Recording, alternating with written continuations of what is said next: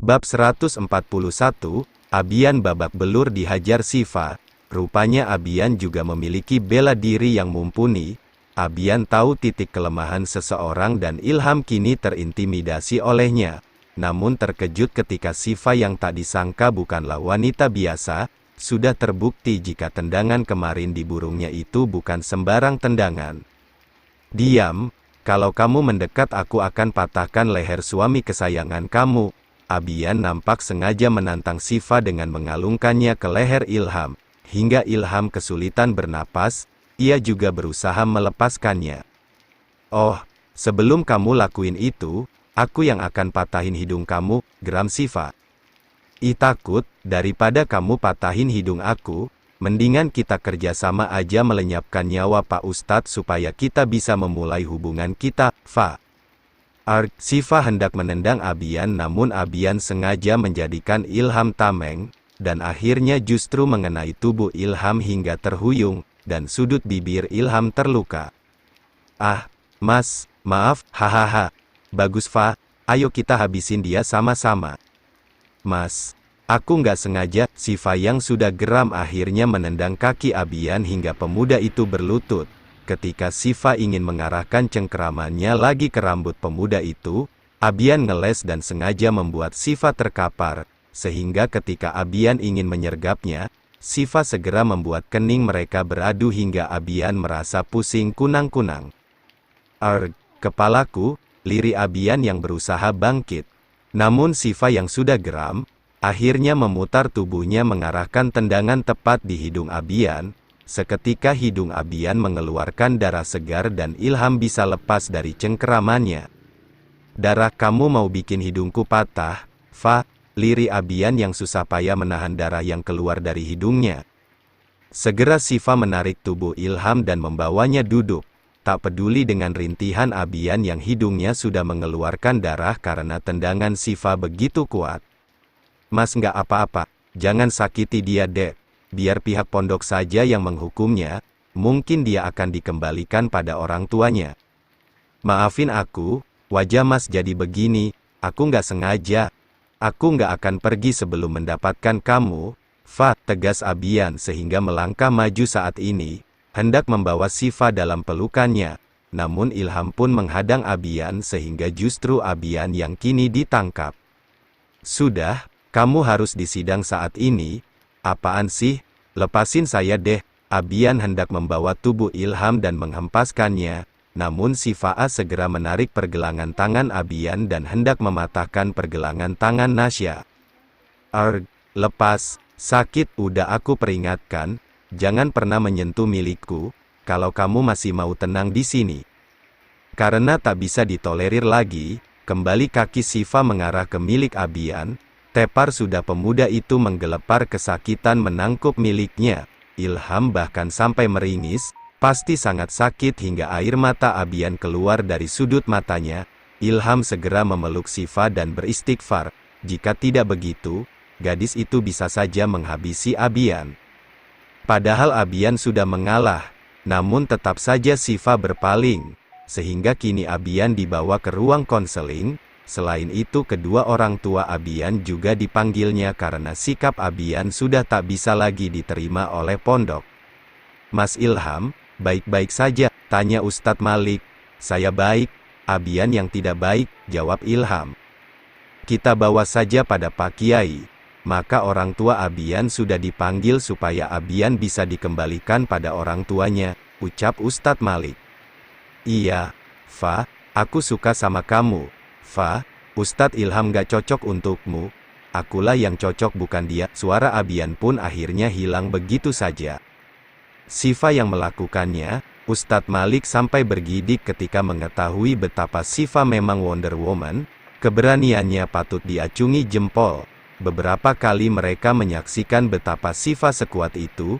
Jika miliknya diganggu atau disakiti, Sifa takkan tinggal diam. "Mas, bisa jalan, bisa sayang, mau aku gendong? Kamu kuat, kuat, ayo." "Nggak sayang, papa Mas aja." "Ya udah, kita beresin urusan Abian, baru kita pulang." Setelah kejadian ini, Abian dikembalikan ke orang tuanya. Karena sikap Abian sudah tak bisa ditolerir lagi, sehingga Siva malah mengobati luka Ilham yang tak sengaja kena tendang olehnya. Siva merasa sangat bersalah. "Maafin aku, Mas, sakit ya?" "Masya Allah, tendangan adek dahsyat banget," lirik Ilham. "Bunda, emang ini Bunda yang nendang ayah?" tanya Zaidan. "Bukan sayang, Bunda nggak sengaja," sahut Ilham sehingga meringis karena Siva tak sengaja menekan lukanya. Maaf Mas," Ilham malah tersenyum. Bagaimana bisa Siva yang Wonder Woman sangat berbanding terbalik ketika berada di hadapannya. Padahal gadis itu kadang nangis sesenggukan jika dimarahi. Namun ketika berkelahi, jangankan menangis, merintih saja tidak. Padahal tendangan dan pukulan, normalnya akan terasa menyakitkan. Apalagi Siva jika wanita yang melakukannya. "Adek nggak kesakitan?" "Apanya, tangan adek?" "Aku nggak sakit. Yang bikin aku sakit, ketika membuat Mas Ilham marah dan kecewa. Entah kenapa, selama aku berantem meski aku kena gampar, itu kayak hal biasa. Tapi kalau Mas Siva sekali aja membentak atau mengecewakan aku, barulah aku terasa sakit tapi nggak berdarah," ulas Siva. "Mungkin karena aku begitu sayang sama Mas. Makanya aku takut banget Mas marah, sedih, kecewa bahkan aku nggak mau kehilangan Mas," ungkap Siva seraya menitihkan air matanya. Dan hanya di hadapan Ilham gadis itu selayaknya gadis biasa. "Kap sayangku, jangan nangis. Makasih udah nolongin Mas ya, harusnya Mas yang melindungi adek."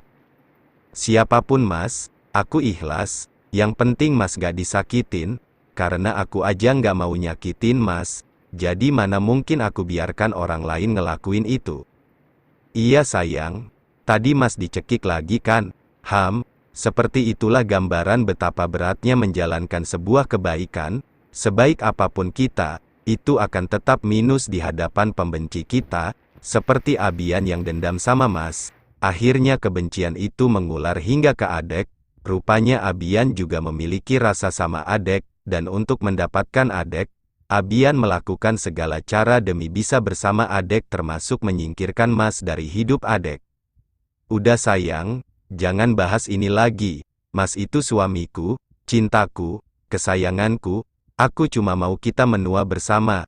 Mas juga jangan poligami. Aku, ya." Gimana ya? Tapi kan pria bisa menikah maksimal 4 kali hehe." "Mas kok bicara begitu?" Siva langsung murung dan merasa sedih. "Sayang, Mas cuma bercanda kok. Aku akan izinin Mas poligami, tapi ada syaratnya." "Mas kan cuma bercanda, nggak ada yang mau poligami." "Sayang," Ilham meralat ucapannya, karena Siva sepertinya mengambil hati candaannya itu. "Emang apa syaratnya? Harus potong burung dulu?" Nggak mau. Bayangin Abian menggelepar kayak ikan tadi aja Mas ikutan ngilu. Apalagi Mas yang mengalami." Ilham bergidik mengingat betapa kuatnya tendangan Siva ke aset milik Abian tadi. Siva pun tersenyum mendengar penuturan Ilham. Namun gadis itu beranjak mencium luka Ilham di sudut bibirnya. Ilham sedikit meringis, karena rasanya masih perih. "Kenapa cium ini, sayang? Sakit," lirik Ilham seraya menutup mulutnya dengan kain selimut. "Manis Mas, masih ada bekas darahnya." Siva mengelabui Ilham, sengaja menggoda suaminya itu. "Ish, adek Dracula penghisap darah ya," cibir Ilham. "Aku rela menghisap darah, kalau itu darah Mas Ilham hehe." "Ngeri adek nih," Ilham bergidik. Aku jadi psikopat karena Mas Ilham, tahu nggak? Sini Mas yang bersihkan, tapi mana darahnya udah nggak ada kali, dek. Karena Mas aku tipu hahaha. Namun karena keasyikan berduaan, kadang mereka lupa kali ini sudah berlima. Sehingga triplet protes karena mereka bermesraan sejak tadi. "Bunda," panggil Zia. "Iya nak, Masya Allah. Kita kan udah punya anak Mas. Kayak dunia milik berdua deh kalau begini hehe," ucap Siva sehingga menghampiri ketiga buah hatinya saat ini. "Amal soli urus anak-anak dulu ya, sayang. Nanti Mas bantuin." "Mas mau apa? Adek mau ikut Mas nggak?" "Nggak mau ih. Lagian aku nggak izinin Mas keluar, orang masih sakit juga." Siapa juga yang mau keluar sayang? Lagian Mas mau setoran ke WC sayang hehe.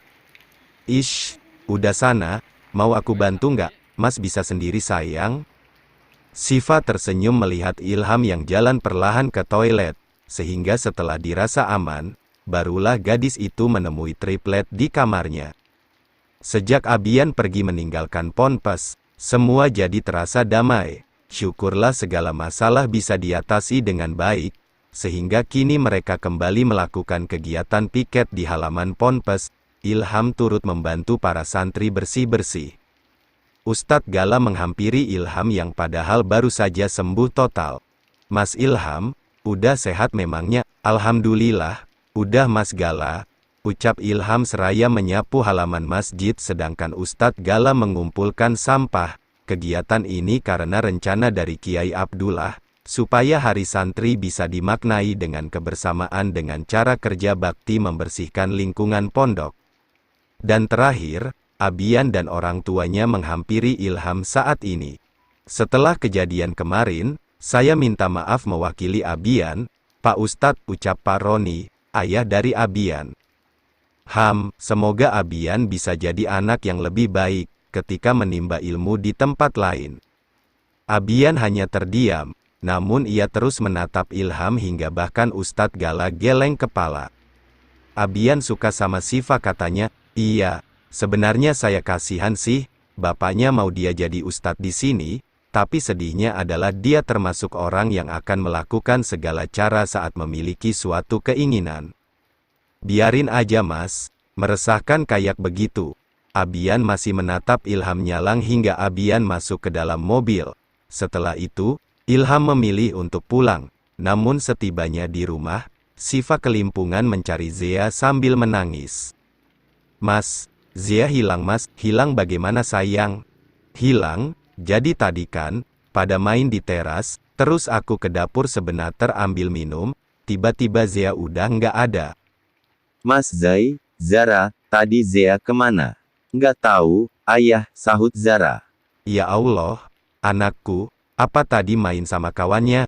Nggak tahu Mas, tadi pada main dalam rumah, terus Zia ke teras disusul Zara sama Zaidan. Udahannya Zea nggak balik-balik sampai sekarang.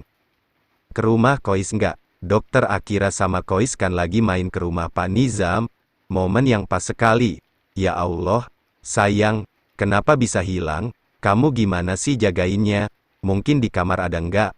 Atau sembunyi di mana gitu? Nggak ada Mas. Sahut Siva ingin memarahi Ilham, namun mencoba menahan emosinya sejenak dan memilih mencari Zea ke Ponpes. Ilham sangat panik dan mencari ke semua tempat, termasuk ke tetangganya dan ke Ponpes, namun nihil tak membuahkan hasil.